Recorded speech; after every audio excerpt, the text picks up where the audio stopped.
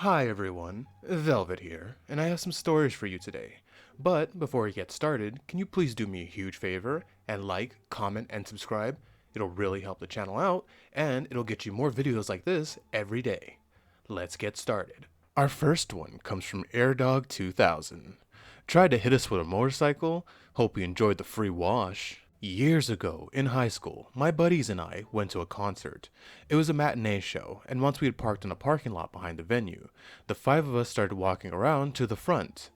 Now, there was a sort of alley slash side street between the venue and the adjacent building that we had to walk down to get from parking lot to the busy street where the front of the venue was located. As we were walking down the alley, this biker pulls in from the main street on a chopper and comes to a crawl, slowly moving in our direction. This guy looks to be in his mid-30s, long beard, wearing sunglasses, an undershirt, and black pants. Is absolutely jacked, just looks super rough, and is wearing only a blue bandana on his head and no helmet, which is not illegal here. We went and spread out. We weren't spread out or anything, but to begin with, we immediately moved from side to make sure that he has lots of room. Keep in mind, this alley is wide enough for two cars to pass each other, and he's currently at least 25 feet away from us, and is on the opposite side of the alley from us. Guy revs his engine a couple times, which is absolutely ear-splitting, turns his wheel, and then guns it right at us. We were lucky to be able to jump out of the way just in the time, and I landed and turned to see he was flipping us the bird, while he swings around and out of sight. Keep that in mind, we did absolutely nothing to antagonize this guy. He really just saw a couple kids and tried to run him over, either out of anger or for his own enjoyment. We brushed ourselves off in disbelief and made sure everyone was okay, and then we kept walking to the venue. We obviously weren't about to run after this guy, as he was completely unhinged, and we didn't want to die. As we were about to go in, my friend realized he left something in the car. We walked back and see that the guy had parked his motorcycle right behind the venue and in the midst of walking up a set of stairs to the second floor apartment. Even though he's relatively far away from us, we can hear him cursing up a storm as he lumbers up the narrow stairs, almost like a fire escape. We slammed a few beers in the parking lot before the show, and we all agreed that if this guy's bike was still there after we were going to exact some revenge. More specifically, we were going to piss all over this a-hole's motorcycle. After the show, we grabbed some coffees and headed back to our car. Fortunately for us, we were in luck. The chopper was still parked as it was before. The first problem was that even though we were off the main streets, this was still a fairly public area in full view of the parking lot, and with people passing by every so often. The second and much bigger problem was that if this guy so much as popped his head out of the apartment door that was above the fire escape, he could see everything and we'd be good as dead. The solution, we realized, was already in our hands. The three of us lined up out of sight along a nearby fence and pissed gleefully into our extra large coffee cups, ensuring they were filled to the brim, with another guy acting as our spotter, and the last guy got the car into position. We put the caps back on our cups and walked casually up to the bike. On the spotter's signal, we sprang into action and lifted the lids. Words cannot describe the sense of blissful satisfaction that was provided by dousing every single inch of this guy's bike in streaming hot urine. I personally made sure I got an extra few pours into the seat that it was thoroughly soaked. We then bolted for the open door of our getaway car and sped off, dying with laughter. I can still to this day picture the bike gilded in urine and sparkling in the mid-afternoon February sun, and can only imagine how widely this guy must have blown up when he returned to his precious ride. Good job, OP. Screw that guy. I don't understand people like that. You're a prick for no reason. Why are you gonna randomly try to run over people and be a jerk to people and expect nothing is going to happen to you? Eventually, people are gonna get sick of you and they're gonna go after you. So, OP, that was funny and that is great. And I'm pretty sure that seat's done for if it's coated in urine like that. Good job, OP. That's good revenge. No one got hurt, and a jerk got his comeuppance. Good stuff. Our next one comes from TimeLord8214. You want me to be your fall guy, but don't have my back? I hope you enjoy my pettiness and sleeping on the couch. When I was younger, I worked at a local pizza shop.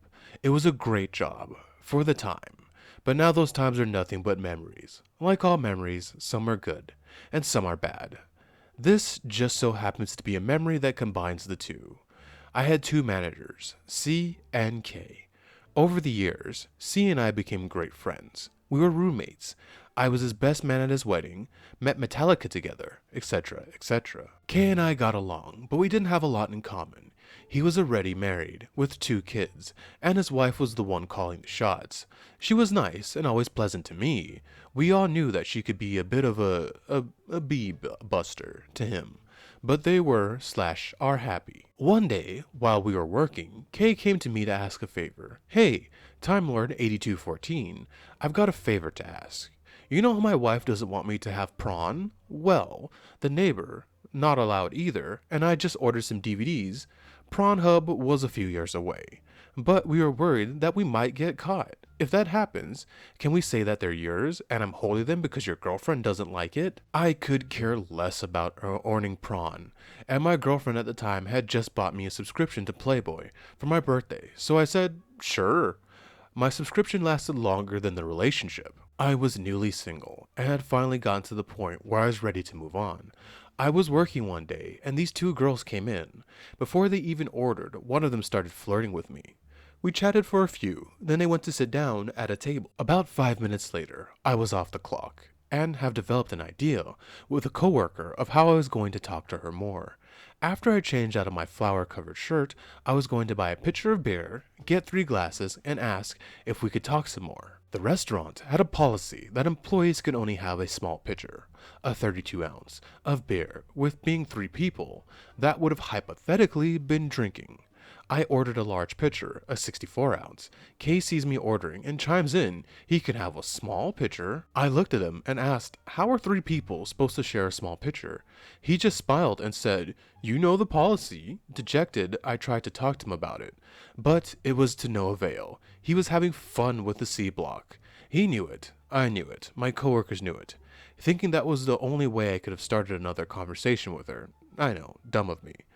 I left work a little miffed. A week or 2 go by, but I had not forgotten. We were working, and who should stop by for a visit? Why, it was Kay's wife. She says hello to everyone and starts chatting with her husband while he's running around the line. That's when I looked at him with the biggest shite-eating grin and turned to his wife. Hey, Kay's wife. You know how he told you that my girlfriend doesn't like me having prawn? Guess what? She got me for my birthday. She got me a subscription to Playboy.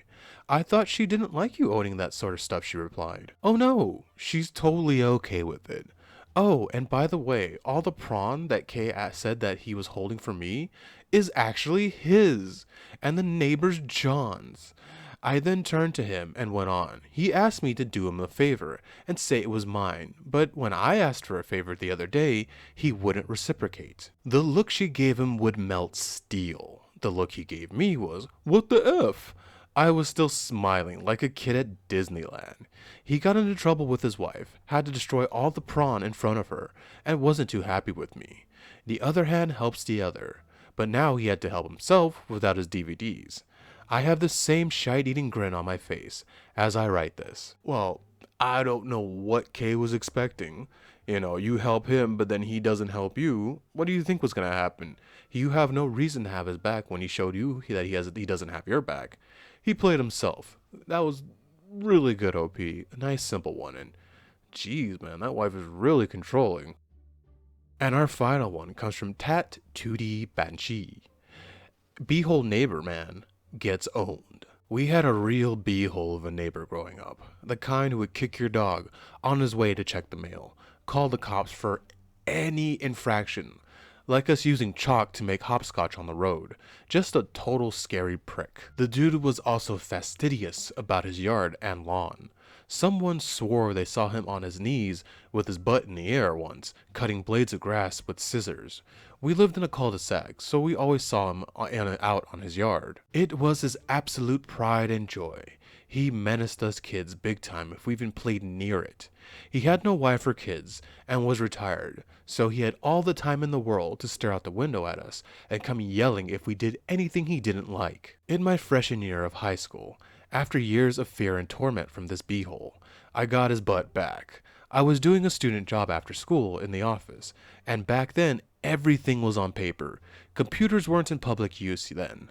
Most of my time was spent three-hole punching, binding booklets, stapling handouts. One day I watched, bored, as the tiny circles of paper fell out of the hole punch into the trash. And suddenly, I devised the plan.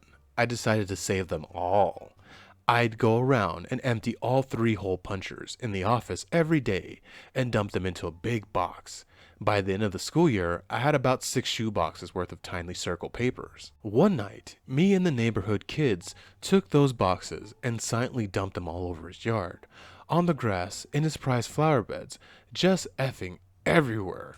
We lived in Seattle, so it rained that night, and it rained perfectly, just lightly, just enough so the paper wouldn't blow away or could be removed with a leaf blower. I heard him scream the next morning, and it was beautiful. He had to hire someone to remove/replace all the mulch from his flower bed and resod his lawn, because there was just no way to get the soggy paper circles up. If it had been newspaper, no problem, because that can act as mulch/cover, but it was at the time highly bleached ditto machine paper. That shite was not degrading anytime soon. I know you're already dead, but screw you, Mr. Collins. I can relate to this one too. I had a neighbor that would call code on anything, man. If our grass wasn't perfectly green, code. If there was a little bit of trash in the alleyway behind our house, code. Code. He's not with us anymore. We didn't do anything to him, but oh, it's so nice that he's gone. Good job, OP. And I love that nature came in and gave you a helping hand with that little light rain, just that little chef's kiss to wrap things up. That was a good one. Thank you so much for staying with me to the end of this video. Can you please do what I said in the beginning and like, comment, and subscribe? It will really help the channel out, and it'll get you more videos like this every day. Velvet out.